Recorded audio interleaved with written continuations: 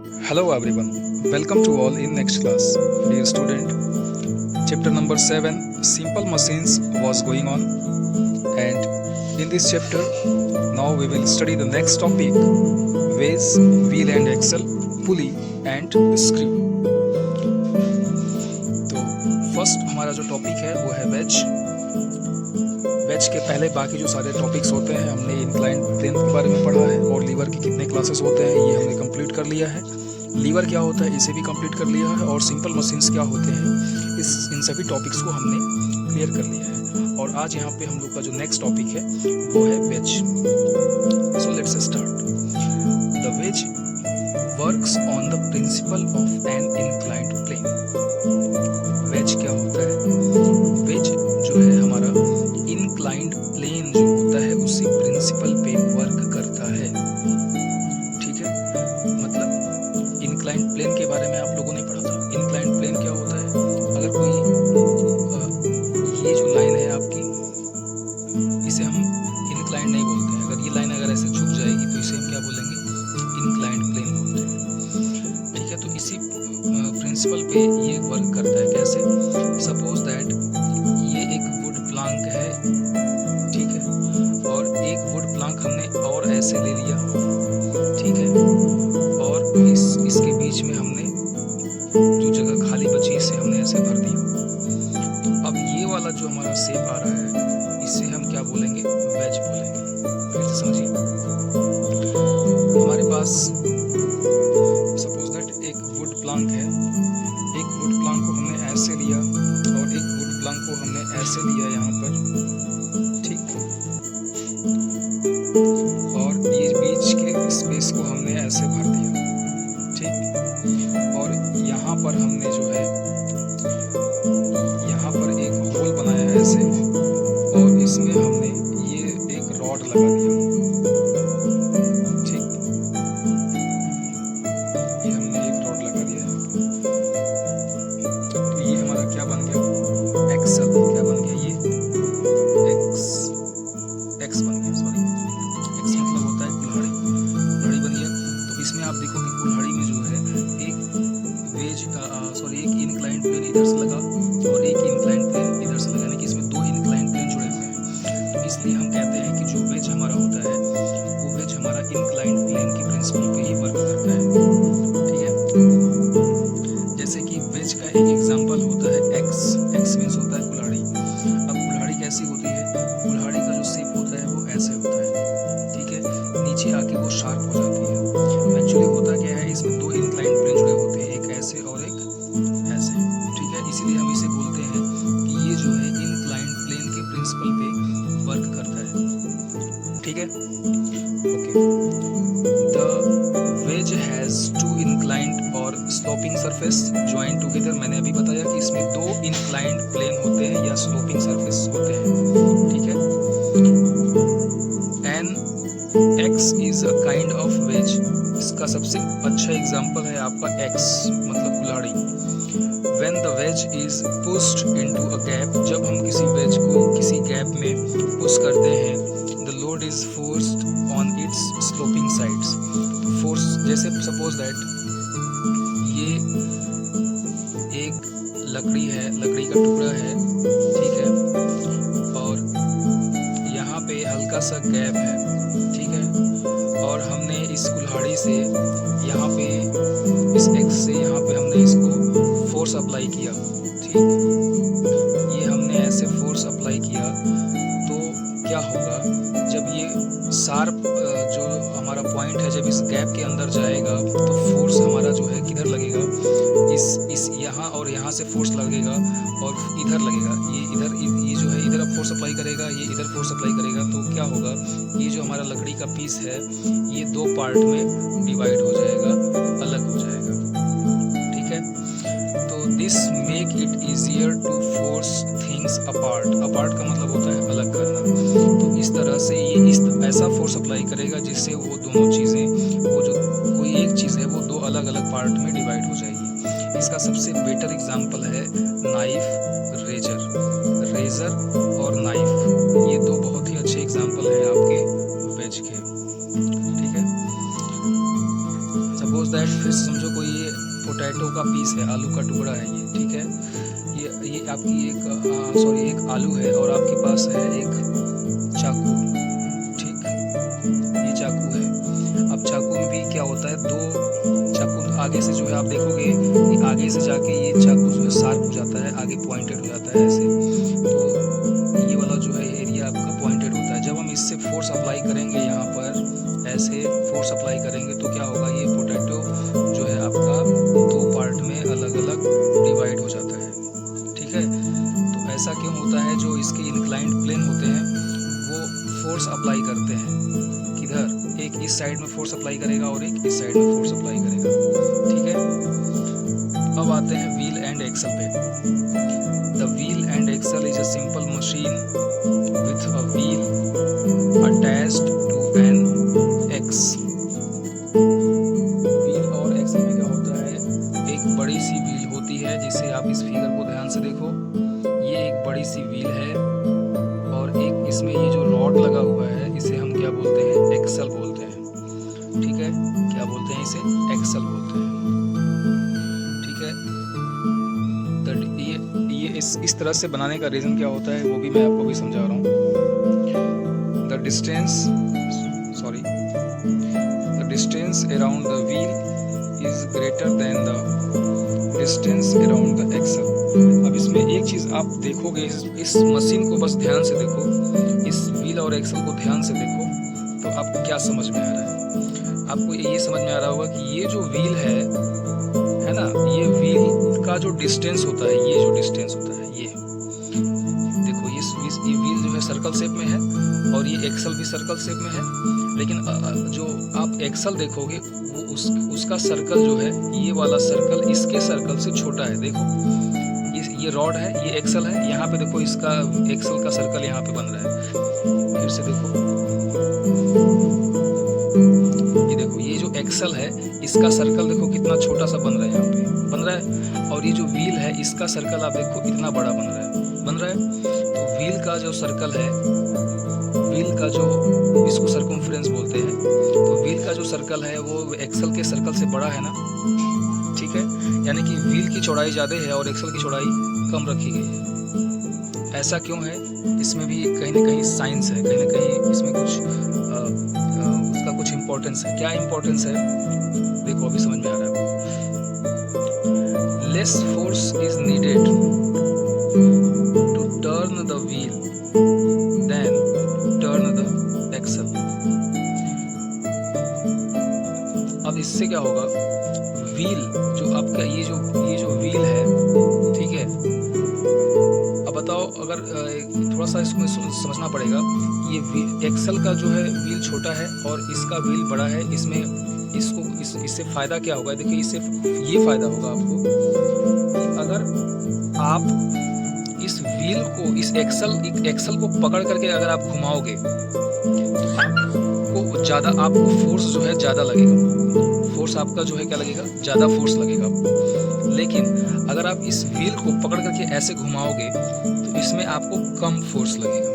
यही है इसका इम्पोर्टेंस, यही इसमें साइंस छुपा हुआ है, ठीक है। इसका जो साइंस जो है यही है कि इसमें अगर आप इस व्हील एक्सल को पकड़ के घुमाएंगे तो फोर्स आपको ज़्यादा लगाना पड़ेगा, और इसको पकड़ के घुमाएंगे तो इसको आप आसानी से ऐसे पकड़ के घुमा दोगे तो ये आसानी से घूम जाएगा, ठीक है। अब आप बोलोगे ठीक है सर, ये सारी चीज़ें समझ में आ गई, अब इसका यूज क्या है, ठीक है, इसका यूज कहाँ पे होता है वो भी मैं आपको बता रहा हूँ। पहले ये समझ लो कि work is easier to do, यानी कि हमें इसको घुमाने में कम वर्क करना पड़ेगा इसकी अपेक्षा, ठीक है। जैसे सीविंग मशीन, अब इसका यूज कहाँ होता है, सिलाई मशीन में, साइकिल में, ग्राइंडिंग मशीन्स में, और एक होता है व्हील और एक्सल में। कहाँ होता है, व्हील एंड एक्सल। अगर आप लोग आटा चक्की जो होती है, आटा चक्की जहाँ पे आटा पीसा जाता है, अगर आप वहाँ पे गए होंगे तो वहाँ पे आपको ज़रूर ये व्हील और एक्सल वहाँ पे देखने को मिलेगा, ठीक है। अच्छा, दूसरा एग्जाम्पल आपका होता है सिलाई जो मशीन्स होती है उसमें। आप देखते होंगे कि सिलाई जो मशीन्स होती हैं उसमें जब आप जो ट्रेलर होता है, वो ट्रेलर मेज पर उस मशीन को रखा होता है और उस मेज के नीचे एक बड़ा सा ऐसे पहिया लगा होता है, ठीक है। उसका यही जो है एक उद्देश्य होता है कि जब इस बड़े से पहिए को घुमाना आसान होता है और ये बड़ा सा पहिया एक राउंड जब घूमता है तो मशीन की जो छोटी वाली जो व्हील होती है वो कम से कम 10 बार राउंड घूम जाती है, ठीक है। यानी कि काम हमारा क्या हो गया, आसान हो गया। इसको हम घुमाते तो हमें 10 बार घुमाना पड़ता और इसको हमने एक बार घुमाया तो ये अपने आप 10 बार घूम गया, यही है, ठीक है। इसी से हमारा काम हो जाता है आसान। और इसका एग्जाम्पल मैं आपको बता रहा हूँ, एक इसका सबसे बेस्ट एग्जाम्पल होता है साइकिल। क्या होता है, साइकिल में ये दो बड़े बड़े व्हील्स लगे होते हैं, ठीक है। साइकिल बनाने मुझे नहीं आती है, बस एक छोटा सा देखो ट्राई कर रहा हूँ। और यहाँ पे आपके होते हैं पैडल्स, क्या होते हैं, पैडल्स होते हैं, ठीक है। और इन पैडल्स में लगे होते हैं चैन, ठीक है। इन पैडल्स में क्या लगे होते हैं, चैन, और ये चैन आपके इसमें आकर के जुड़ जाते हैं। अब देखो होता क्या है कि जब आप इन पैडल्स को घुमाते हो तो क्या घूमता है, यहाँ पे एक लगे होता है गियर ऐसे दांते बने होते हैं उसमें। साइकिल, आप जिसके पास साइकिल है वो समझ जानता होगा। ये दांता जो है एक राउंड जब घूम जाता है, ठीक है, तो ये अब देखो ये जब घूमेगा तो ये तो घूमेगा एक राउंड घूमेगा तो ये इतना चलेगा, यहाँ से लेके इतना चलेगा। लेकिन जब ये एक राउंड घूमता है तो इसकी जो बड़ी वाली व्हील होती है ये भी जब एक राउंड घूमती है तो वो यहाँ से लेके यहाँ तक की डिस्टेंस कवर कर लेती है, ठीक है। यानी कि हम जब इसको एक पैडल मारते हैं तो हमारी जो बाइसिकल होती है वो काफ़ी ज़्यादा डिस्टेंस तक दूर जाती है, ठीक है। यानी कि इससे भी हमारा काम क्या हो गया, आसान हो गया, ठीक है।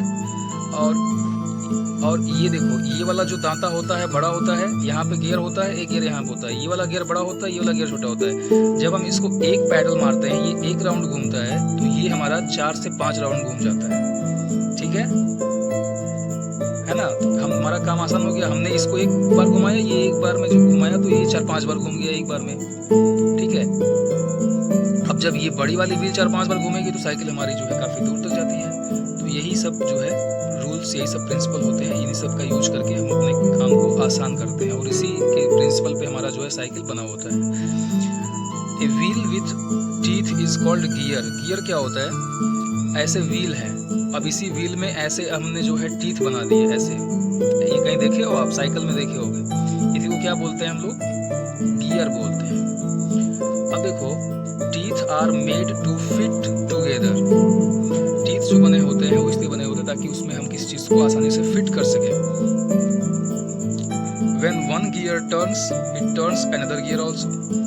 जब एक गियर घूमता है तो दूसरा गियर भी घूम जाता है। कैसे, अभी मैंने बताया, ये आपका साइकिल में 2 पैडल होते हैं, गियर होते हैं, एक यहाँ पे एक यहाँ पे। इसमें से चैन फिट होता है इसमें, और इसमें बने होते हैं पैडल, ठीक है ना। जब हम इसे घुमाते हैं तो ये वाला गियर भी हमारा घूम जाता है आसानी से, ठीक है, और हमारी साइकिल चलने लगती है। It turns another gear also. You can see gears in the table clock or watch. अब ये जो आपका गियर है कहाँ मिलेगा आपको देखने के लिए, टेबल क्लॉक या वॉच में मिलेगा। वॉच में भी मिलता है, साइकिल में भी मिलता है। सबसे अच्छा एग्जांपल तो साइकिल का बनता है, ठीक है। आप उसमें देखोगे साइकिल जिसके पास भी होगा उसमें गियर लगे होते हैं, ठीक है। अभी एक बार समझ लो, फिर सभी के एग्जांपल्स मैं आपको दिखाता हूँ। अब ये देखो, पुली है। पुली क्या होता है, pulley is a simple machines use to lift heavy loads. पहली चीज़ की इनका यूज क्या है, इनका यूज होता है हैवी लोड्स को उठाने के लिए, भारी जो सामान होते हैं उनको उठाने के लिए। कैसे, it can also move object to places that are hard to reach. इनका काम 2 काम होता है, एक तो ये हैवी लोड्स को ऊपर की तरफ उठा लेते हैं, दूसरा काम होता है इन हैवी लोड्स को यहाँ से उठा करके यहाँ पे रखने के लिए, मतलब एक जगह से दूसरी जगह ले जाने के लिए भी हम इन पुलिस का यूज करते हैं, ठीक है। अब इनके काम करने का मेथड क्या होता है ये जरा समझो। Less force is needed to lift the object. हमें किसी भी ऑब्जेक्ट को उठाने के लिए कम फोर्स लगाना पड़ता है। यानी कि जब हम पुली का यूज करते हैं, अगर हम इस पत्थर को अपने हाथ से उठाएं तो ये इसमें हमें ज़्यादा फोर्स लगाना पड़ेगा, ठीक। लेकिन यहाँ पे हमने, अब देखो, अब बता रहा हूँ, ध्यान से समझो। यहाँ पे हमने ये 2 पिलर्स लगाए, इसमें एक ऐसे रॉड लगा दिया, यहाँ पे एक लगा दिया इसमें पुली, एक चक्का लगा दिया इसमें, और उसमें बैरिंग वैरिंग लगा दी, हमने फिट कर दी।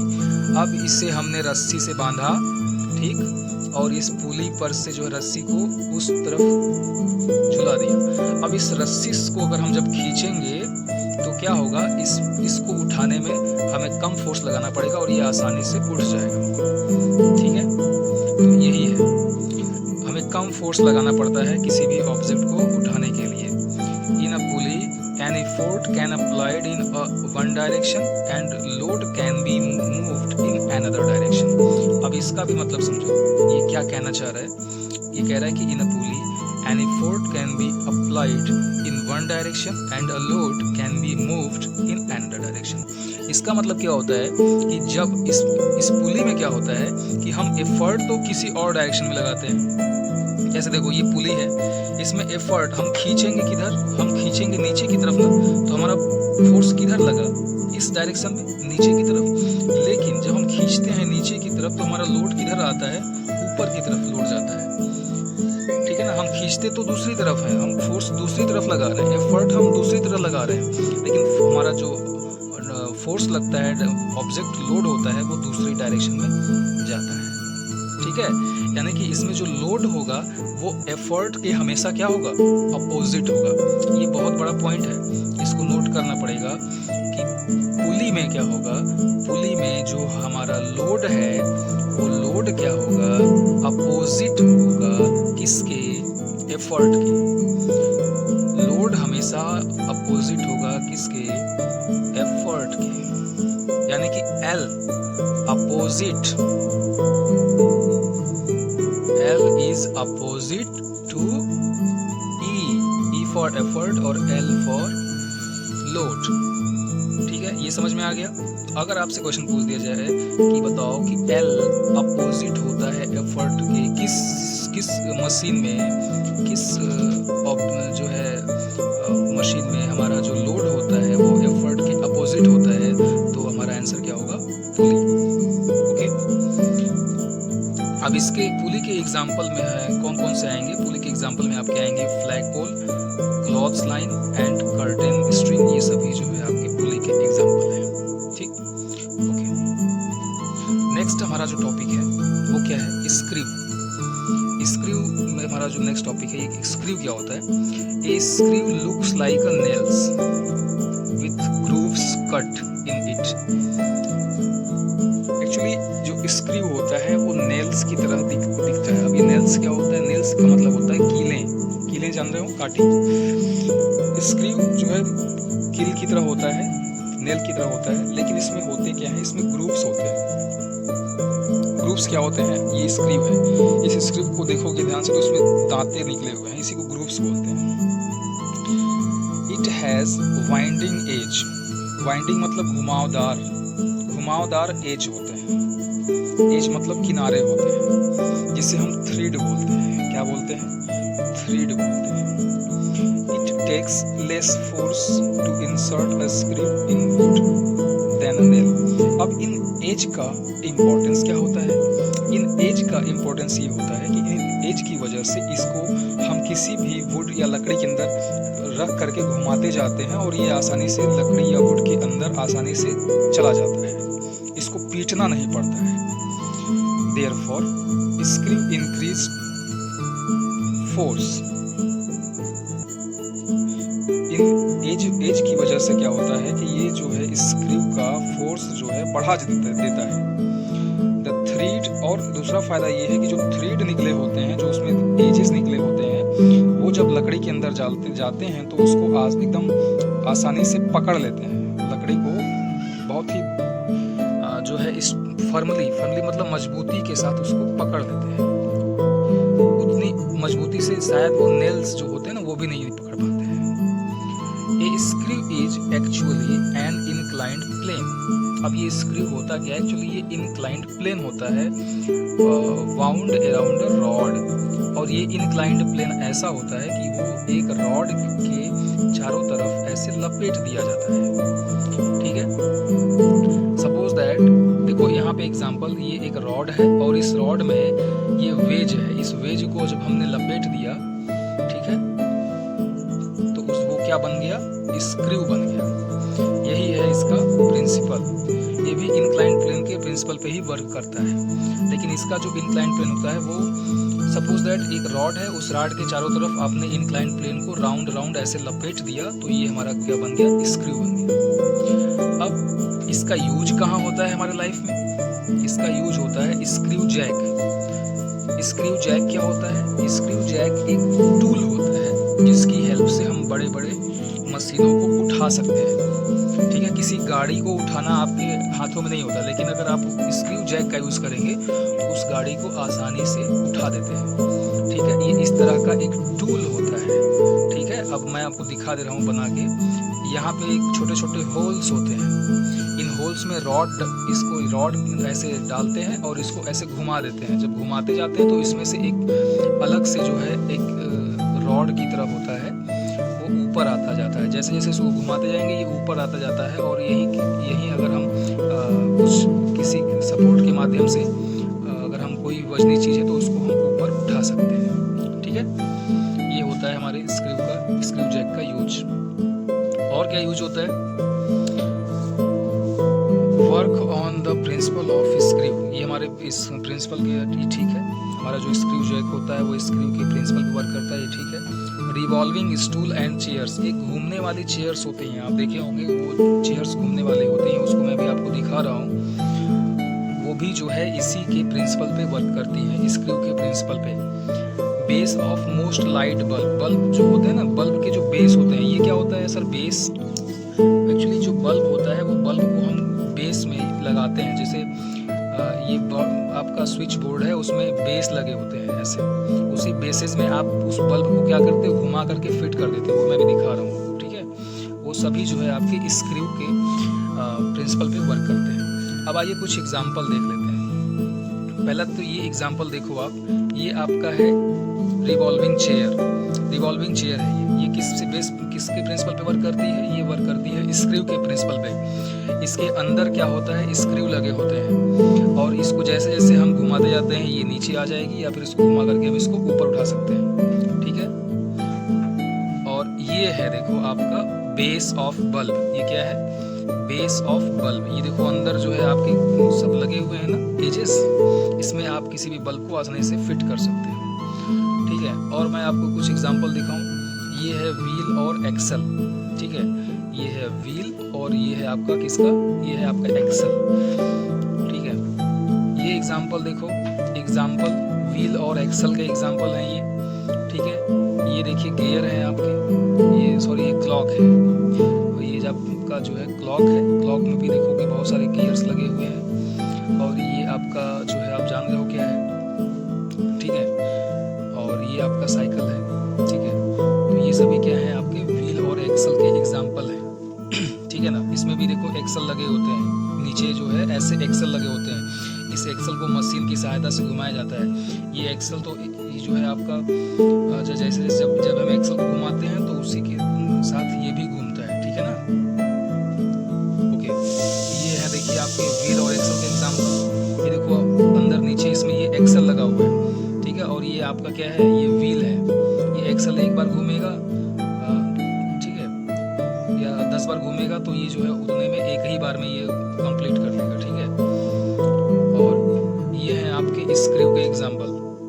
ठीक है, जो आपका इंक्लाइंड प्लेन, इसमें देखिए सब है आपके। ये इंक्लाइंड प्लेन है, ये वेज है, ये आपका लीवर है, और यहाँ पे देखिए ये जो वेज का यूज करते हैं हम दो चीज़ों को अलग अलग करने के लिए।